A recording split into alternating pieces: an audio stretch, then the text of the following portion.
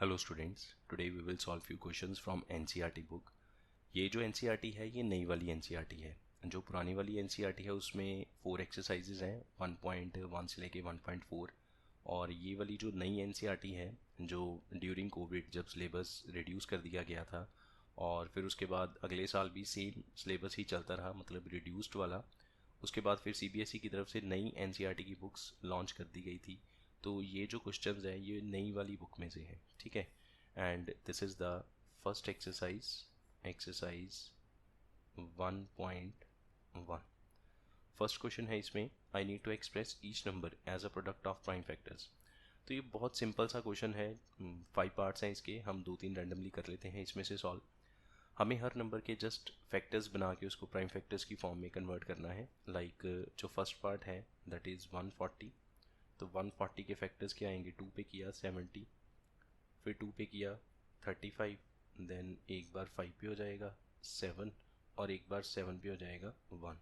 So 140 can be written as 140 will be equals to 2 square into 5 into 7. That's it. This is the answer. Next is 156। तो 156 को भी 2 पे करेंगे तो ये बनेगा आपका 7 8, देन अगेन 2 पे किया 39, फिर 3 पे हो जाएगा 13 एंड लास्ट 13, ठीक है। So this will be written as 2 square into 3 into 13। ये तो काफ़ी कंफर्टेबल से क्वेश्चंस हैं और ऐसा क्वेश्चन पेपर में आने के चांसेस भी बहुत कम हैं। मतलब आप लगा लो कि निग्लिजिबल चांस है कि कभी ऐसा क्वेश्चन पेपर में पूछा जाएगा जिसमें आपको नंबर गिवन है और आपने इसके प्राइम फैक्टर्स करने हैं, वो भी 10th लेवल पे जाके। छोटी क्लास हो तो माना जा सकता है, बट 10th लेवल पे तो ऐसे क्वेश्चंस आने के चांसेस बहुत रेयर हैं। एक और कर लेते हैं सॉल्व। 3 8 2 5 डिवाइड बाय, अच्छा इसको 5 से ही कर लेते हैं सबसे पहले। 5 पे किया तो 5 7 ज़ा 3 2, 5 6 ज़ा 2 5, फिर 5 5 ज़ा, ठीक है। अगेन 5 पे करेंगे 5 1 ज़ा 2 6, फिर 5 5 ज़ा, ठीक है, 5 5 ज़ा 1 5 5 3 ज़ा, और अब ये हो जाएगा 3 पे, ये बनेगा 31 and 31 is a prime number, तो ये 31 पे ही होगा। सो इसके फैक्टर्स क्या बनेंगे, 3 इंटू 5 स्क्वेयर इंटू 31। रेस्ट जो 2 पार्ट्स हैं, फोर्थ और फिफ्थ, वो आप खुद सॉल्व कर सकते हैं। Next I need to find the LCM. एक सेकेंड ज़रा यहाँ पे स्पेस बना लें। I need to find LCM and HCF of following pair of integers and then verify LCM into HCF is equal to product of two numbers। तो जैसा आपको पहले भी बताया है कि LCM into HCF is equal to product of two numbers, ये formula valid है and this formula is valid only for to numbers, ठीक है। 2 से ज़्यादा नंबर्स के लिए ये फार्मूला वैलिड नहीं है। तो 26 और 91 फर्स्ट पार्ट का सोल्यूशन करते हैं। 26 के अगर हम फैक्टर्स करें, ये बहुत आसान है, 2 इंटू 13, 13 2 ज़ा 26, और 91 भी 13 के टेबल में आ जाएगा। 13 7 ज़ा 91, so this can be written as 7 into 13, ठीक है। Now LCM is equal to, अच्छा एलसीएम में क्या होता है, all factors with highest power. तो इसमें क्या क्या फैक्टर्स इन्वॉल्व हैं, एक 2 7 और 13, 3 फैक्टर्स इन्वॉल्व हैं, तो हम तीनों को प्रोडक्ट फॉर्म में लिखेंगे 2 इंटू 7 इंटू 13। अब तीनों के ऊपर हाईएस्ट पावर लगेगी, तो जहाँ पे भी 2 7 और 13 लिखा है आप देख सकते हैं सबके ऊपर पावर ऑलरेडी 1 है, तो वो तो लगी हुई है, तो उससे ज़्यादा क्या लगाएंगे, बस ये 2 इंटू 7 इंटू 13, तो ये बन गया 14 इंटू, या ऐसे कर लें 91 इंटू 2, 2 इंटू 91, और ये बन गया 182, ठीक है। And H C F, what is H C F, H C F is the common factor. तो 26 और 91 में 13 कॉमन आ रहा है, so H C F is 13। अब इस चीज़ को हमें वेरीफाई करना है कि L C M into H C F is equal to product of two numbers. तो L H S is equal to L C M into H C F and that is equals to 182 into 13। तो करके देख लेते हैं, 182 into 13 ये बन गया 6, यहाँ पे 24 2 कैरी, और ये बनेगा 5, फिर यहाँ पे 2 8 और 1 6 6 3 और 2 2 3 6 6।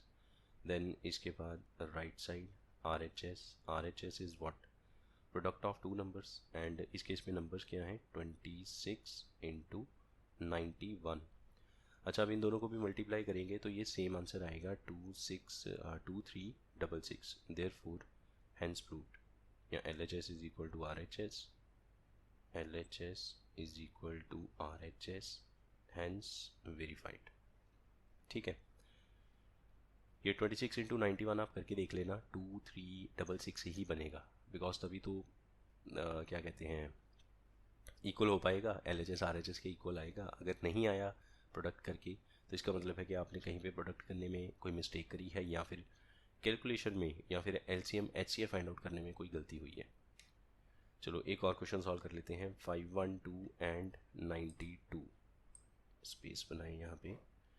Second part we have given 510 and 92।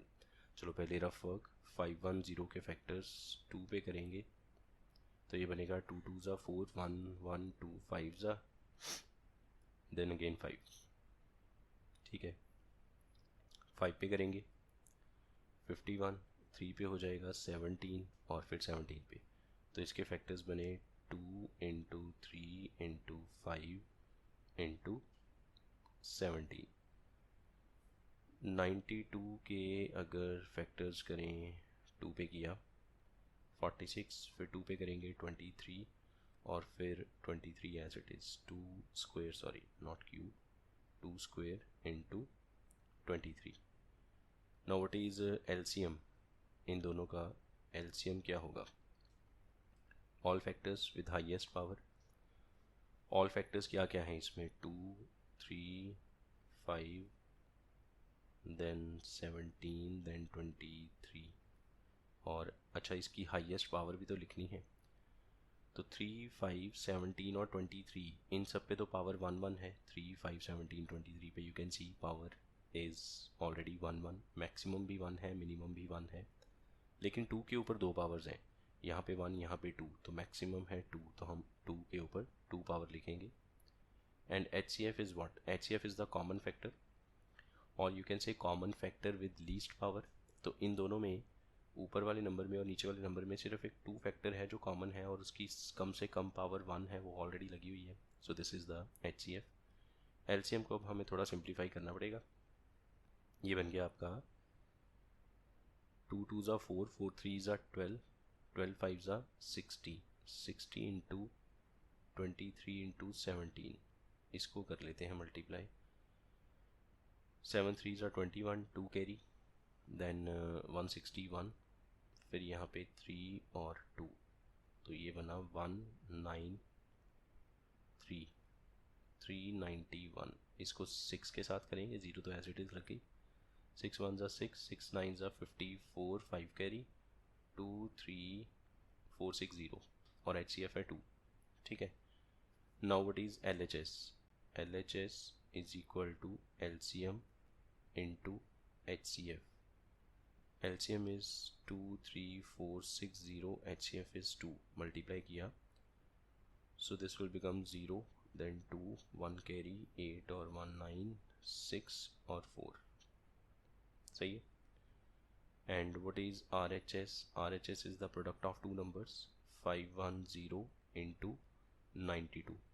तो चलो इस बार करके दिखा देते हैं। 51 को 92 से किया, 0 तो अपने आप एडजस्ट हो जाएगी, ये बनेगा आपका 102, और यहाँ पे 9 1 ज़ा 9, 9 5 ज़ा 45, सो 4692, एंड ऑफ कोर्स पीछे 0 लगेगी, 510 वाली 0 पीछे आ गई, सो ये बन गया 46920। So therefore LHS is equals to RHS, hence verified. ठीक है, तो बहुत सिंपल से छोटे मोटे लेवल के क्वेश्चंस हैं, और ऐसे क्वेश्चंस पेपर में आते हैं। ये LCM HCF वेरीफाई करके दिखाओ, या फिर आपको 2 नंबर्स दिए जाएंगे, उनका मान लो कि दो नंबर्स का एलसीएम गिवन है, एचसीएफ गिवन है, एक नंबर ऑलरेडी आपको गिवन होगा, एक नंबर मिसिंग होगा, तो आपने वो मिसिंग वाला नंबर फाइंड आउट करना है। उसमें ये फॉर्मूला अप्लाई कर देना, LCM into HCF is equal to product of two numbers. Now let's solve question number 3। इस केस में भी देखो हमें एलसीएम एचसीएफ फाइंड आउट करना है with the help of prime factorization. तो हमें वही प्राइम फैक्टराइजेशन जो हम अभी करके आए हैं वही वाला मेथड अप्लाई करना है, प्राइम फैक्टर्स वाला। तो 12 के फर्स्ट पार्ट है, 12 के फैक्टर्स क्या आएंगे, 2 स्क्वायर इंटू 3, देन 15 के फैक्टर्स 3 इंटू 5, 21 के factors 3 into 7। Now LCM and HCF. HCF क्या है, कॉमन फैक्टर, तो तीनों में कॉमन क्या आ रहा है, 3 आ रहा है, 3 के अलावा तो कुछ कॉमन है नहीं है।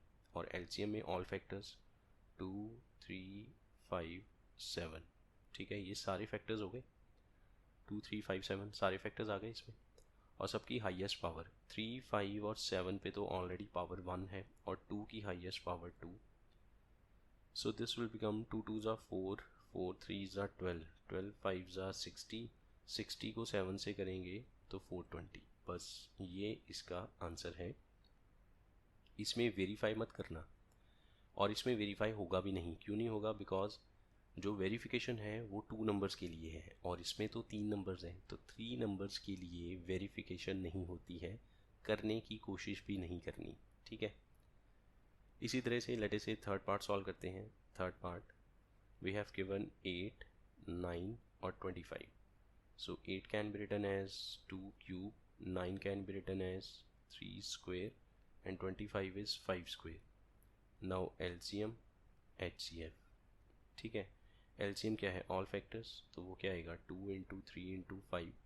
इसके अलावा तो कोई प्राइम फैक्टर नज़र नहीं आ रहा है इन तीनों में, और सबकी पावर हाईएस्ट रखनी है, तो सबके ऊपर अपनी अपनी पावर लगा दो, 3 2 और यहाँ पे भी 2। तो ये बन गया आपका 8 इंटू 9 इंटू 25। तो क्यों ना पहले 8 को 25 से कर लें, 200 बनेगा, 200 को 9 से करेंगे तो 1800 बन गया, ठीक है। एंड व्हाट इज़ HCF, देखो ये जब इन तीनों में कुछ भी कॉमन नहीं है, तो जब ऐसा कभी केस आए कि 2 3 4 कितने भी नंबर्स हों उनमें कुछ भी कॉमन नहीं निकलता, तो 1 ऑलवेज कॉमन है, तो HCF इज़ ऑलवेज 1। तो इसका आंसर इज़ 1। ऑलवेज मतलब वो वाले नंबर जिन नंबर्स में कॉमन नहीं निकलेगा उनका HCF है 1, ठीक है, ये बात आपने याद रखनी है।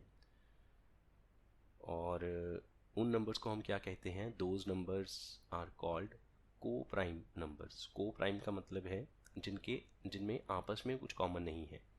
अगर हम इंडिविजुअली 8 को देखें तो 8 is not a prime, 8 is a composite number, 9 भी कॉम्पोजिट है, बट 8 और 9 में कुछ कॉमन नहीं है, तो ये बन जाते हैं को प्राइम नंबर्स, ठीक है। Then next fourth question, given HCF and I need to find LCM। अच्छा, इसमें एक तो वो हो गया कि फैक्टर्स करो और LCM फाइंड आउट कर लो। एक हमारे पास वो मेथड है ना, A इंटू बी, या प्रोडक्ट ऑफ, जिसको हम कहते हैं LCM into HCF is equal to product of two numbers. Numbers are called, let us say, A and B. So LCM तो हमें find out करना है, into HCF given है 9 and numbers are 306 into 657। यहाँ से LCM मिल जाएगा 306 into 657 by 9। तो इसको हम सीधा ही 9 से कट कर देते हैं, 9 3 ज़ा 3 6 9 4 सा, ठीक है, सही है बिल्कुल। और 34 को 657 से मल्टीप्लाई करके यहाँ पे आप अपना आंसर लिख सकते हैं। Then next fifth question, check whether 6 raise to power n, अब से 6 रेज़ टू पावर n लिखा हुआ है, 6 power n can and with digit 0 for any natural number 0 और नॉट। मतलब कि 6 की पावर में हम कोई नेचुरल नंबर रख सकते हैं 1 2 3 4। तो ऐसे करते करते क्या कभी कोई ऐसा नंबर 6 की पावर में आएगा कि जिसको सॉल्व करके जो पूरा एक्सप्रेशन है उसके लास्ट पे 0 आ जाएगा? तो हमें चेक करना है कि 6 की पावर में अगर हम 1 2 3 4 5 ऐसे नंबर्स को डिफरेंट रख के उसको सॉल्व करें तो क्या पूरा एक्सप्रेशन ज़ीरो से, मतलब पूरा जो आंसर आएगा वो ज़ीरो से एंड होगा कभी? जो पूरा आंसर निकलेगा क्या वो कभी ज़ीरो पे एंड होगा? तो अब ऐसे तो है नहीं कि हम, नेचुरल नंबर तो बहुत सारे हैं, अब ऐसे तो है नहीं कि 6 की पावर में पहले 1 रख लिया, फिर 6 की पावर 2 करके देख लिया, फिर 3 करके देख लिया। ऐसे तो बहुत टाइम लगेगा। तो कुछ तो कॉन्सेप्ट होगा इसके पीछे। तो कॉन्सेप्ट क्या है कि हम जिस नंबर की पावर में अलग अलग नंबर्स रखेंगे, मतलब जो बेस है, ठीक है, बेस के प्राइम फैक्टर्स करेंगे, बेस के प्राइम फैक्टर करने पे अगर उसमें 2 और 5 दोनों आ जाएंगे तो इसका मतलब वो नंबर ज़ीरो से एंड होगा, अदरवाइज वो नंबर ज़ीरो से एंड नहीं होगा। पावर में जो मर्जी रख लो वो कभी ज़ीरो से एंड नहीं होगा अगर उसके प्राइम फैक्टर्स में 2 एंड 5 दोनों नहीं आएंगे। दोनों का आना ज़रूरी है। तो हम यहाँ पे लिखते हैं solution for any number to end with digit 0, to end with digit 0, its prime factorization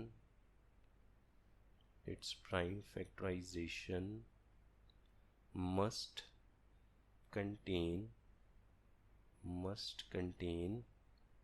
2 and 5 both। ठीक है, here prime factors of 6 are, prime factors of 6 is equal to 2 into 3, which contains only 2, but not 5. So there is no value of n की कोई value नहीं है, for which 6 raised to power n ends with digit 0। ठीक है, तो ये हो गया सॉल्व। बस ये थ्योरेटिकल क्वेश्चन है। अब देखो 6 पावर n की जगह हो सकता है आपसे पूछा जाए 4 पावर n, या पूछ लें 15 पावर n, है ना? तो सबका रीज़न सेम ही आएगा। 4 के फैक्टर्स करेंगे तो क्या आएगा, 2 इंटू 2। तो आप लिख देना कि this contains only 2 but not 5। 15 के फैक्टर्स करेंगे तो 3 into 5। So this contains only 5 but not 2। सो ये दोनों नंबर्स 4 और 15 ये कभी भी ज़ीरो पे एंड नहीं होंगे। द नेक्स्ट 16th, अच्छा सॉरी 16 बोल दिया, 6th। इसमें दो पार्ट्स हैं ये पहला नंबर है और ये दूसरा नंबर है। अब हमसे ये कहा जाता है कि ये कॉम्पोजिट हैं, एक्सप्लेन करो। कॉम्पोजिट नंबर्स क्या होते हैं? कॉम्पोजिट नंबर्स वो वाले नंबर्स हैं जो दो नंबर्स के प्रोडक्ट की फॉर्म में लिखे जाते हैं। तो हम ये शो कर देंगे कि ये जो दो नंबर्स हैं, मतलब पहला नंबर और दूसरा नंबर, इन दोनों को हम as a product of two numbers लिख सकते हैं। वो जो प्रोडक्ट ऑफ टू नंबर्स हैं उसमें नंबर इटसेल्फ और 1 इसको छोड़ के बाकी कोई भी फैक्टर हो सकता है। ठीक है, फॉर एग्जांपल अगर हम कहें 2 को लिख सकते हैं 2 into 1, so this is a product of two numbers. तो इसको थोड़ी ना कॉम्पोजिट बोलेंगे, क्यों? क्योंकि इसमें एक नंबर तो नंबर इटसेल्फ है 2 और एक 1 है। तो जो प्रोडक्ट ऑफ टू नंबर्स हमने करना है उसमें 1 नहीं होना चाहिए और नंबर इटसेल्फ नहीं होना चाहिए। इसके अलावा कुछ भी हो, अगर एक नंबर को ऐसे हम एक्सप्रेस कर सकें, जैसे 15 को हम लिख सकते हैं 3 into 5। So yes, this is a composite number because 15 can be written as a product of two numbers. ठीक है, उन दो नंबर्स में 1 नहीं होना चाहिए, बस ये बात याद रखना।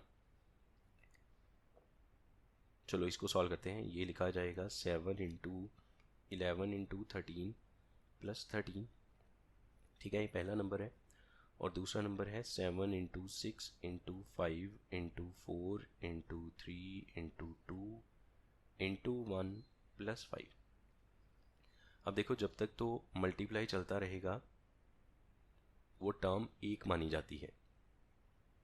फॉर एग्जांपल जैसे हम लिखें 2xy और यहाँ पे लिखें 3x² और इनके बीच में प्लस करें, तो हम ये थोड़ी कहेंगे कि ये 6 टर्म्स लिखी हैं, first second third fourth fifth sixth.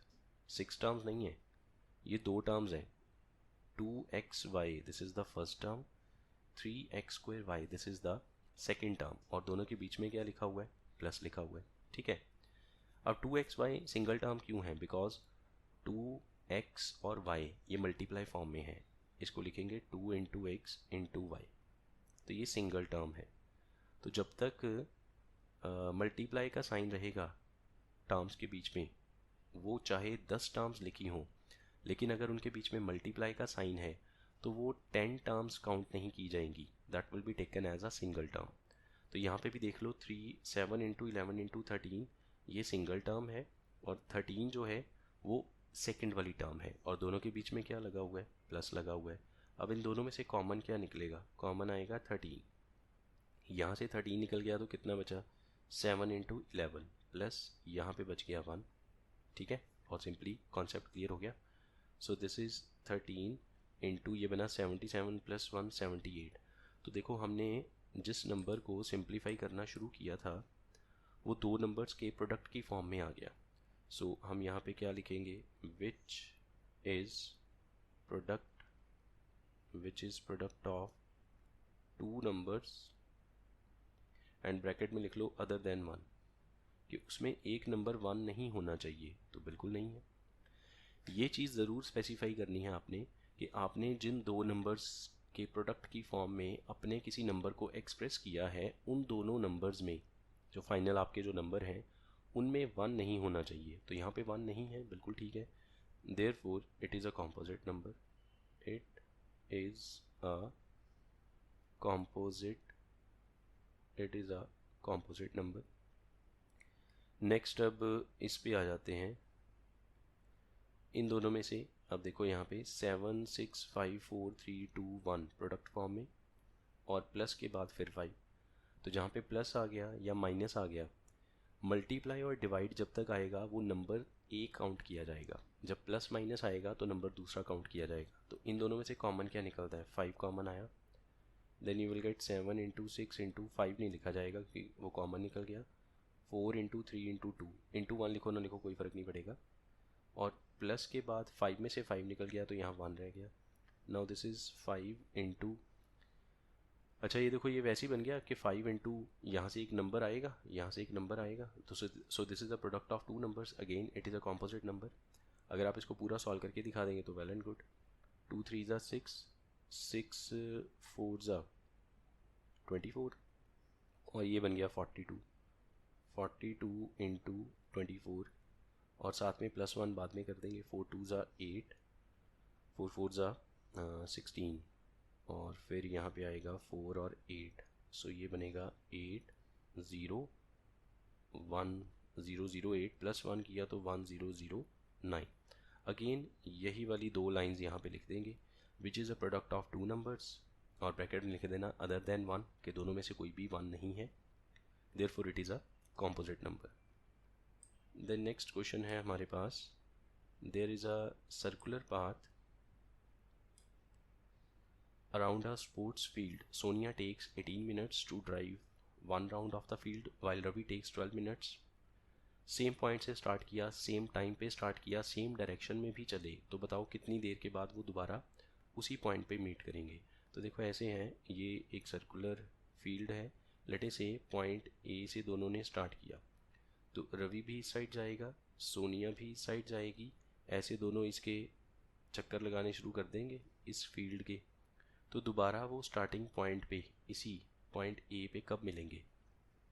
देखो सोनिया जो है वो 18 मिनट्स लेती है, रवि थोड़ा जल्दी जो राउंड है कवर कर लेगा 12 मिनट्स में, तो दोबारा सेम पॉइंट पे कब मिलेंगे, जब भी ऐसा क्वेश्चन आएगा।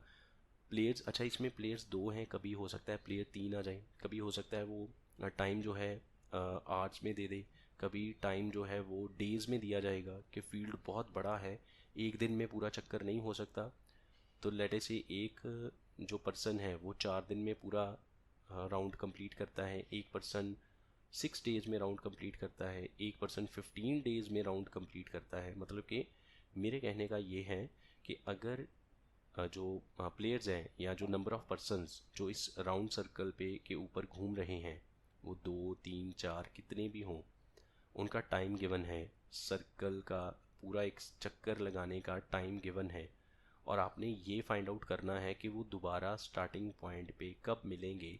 तो आपने उनके टाइम का एलसीएम कर देना है, ठीक है। सो यहाँ पे required time is equal to LCM. किसका एलसीएम? 18 और 12 का। और अब 18 का एलसीएम कैसे होगा? 18 is equal to 2 into 3 square, और 12 कैसे लिखा जाएगा? 2 square into 3। And what is LCM? LCM is all factors. All factors में क्या आएगा? 2 इंटू 3, और इनकी हाईएस्ट पावर में दोनों पे 2 2 आ गई, तो 4 इंटू 9 36 मिनट्स। सो इसका एलसीएम कितना आया? अच्छा, हमने मिनट्स क्यों लगाया? बिकॉज जो दोनों का टाइम गिवन था वो हमें मिनट्स में था, 12 मिनट्स और यहाँ पे 18 मिनट्स। सो इसका मतलब है 36 मिनट के बाद वो दोनों दोबारा सेम पॉइंट पे मिलेंगे। बस होगा क्या कि रवि जो है वो 12 मिनट्स में एक पूरा चक्कर कर लेता है, ठीक है। तो 36 मिनट में वो 3 राउंड कवर कर लेगा, 12 12 12 के। और सोनिया जो है वो थोड़ा स्लो चलती है, 18 मिनट्स में एक राउंड कवर करती है। तो 36 मिनट में वो 2 राउंड कवर करेगी 18 18 की। नंबर ऑफ राउंड्स इनके अलग अलग होंगे, वो तो ऑब्वियस है। एक पर्सन जो है वो तेज़ दौड़ता है तो वो राउंड्स ज़्यादा कवर करेगा सेम टाइम पे, और दूसरा पर्सन थोड़ा स्लो दौड़ता है, वो number of rounds come cover करेगा सेम टाइम में, है ना। तो 36 मिनट में दोनों के नंबर ऑफ राउंड्स अलग अलग होंगे, लेकिन दोनों सेम पॉइंट पे दोबारा एक दूसरे को मीट कर जाएंगे।